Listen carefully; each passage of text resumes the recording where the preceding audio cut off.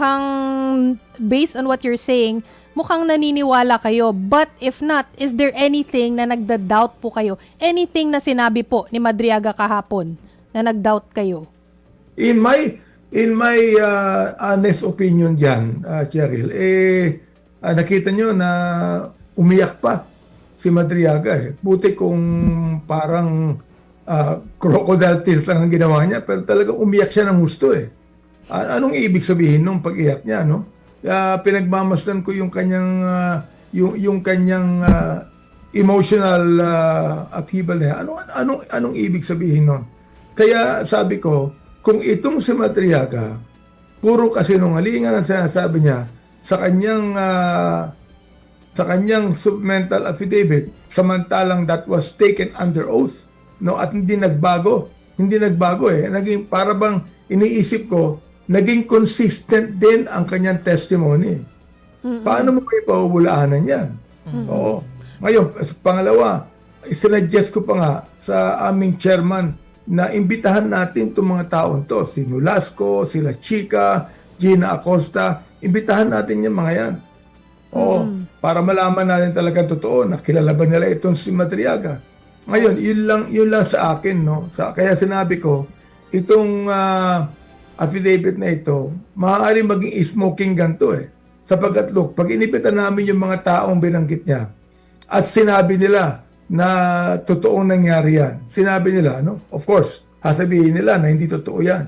Pero, for example lang, talagang naipit sila at sinabi ng totoo yan, paano pabubulaan ng Vice President yan?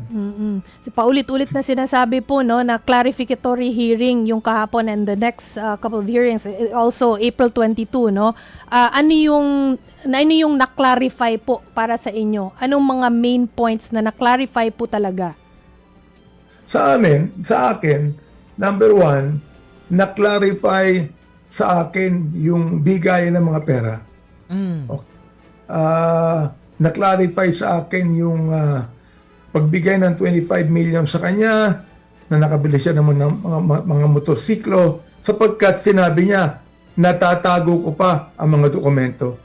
Natatago ko ang mga ORCR niyan.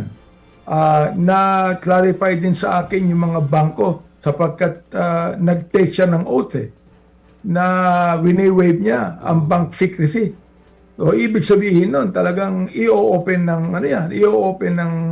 AMLAC yung mga bangkong yan.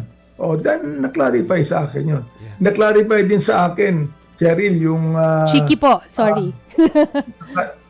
Na-clarify din po sa akin yung sinabi ng COA na dinenay nila ang appeal. Vice President. Yung binababalik. Sapagkat ibinabalita sa social media na walang tinatawag na kaso sa COA. Pero nakita namin sa COA na talagang in-affirm nila ang perang nagastos. In fact, hindi lang 73 million kundi 375 million. Although, syempre, may appeal pa. Pero yung appeal na gagawin ng Vice President would be in the Supreme Court.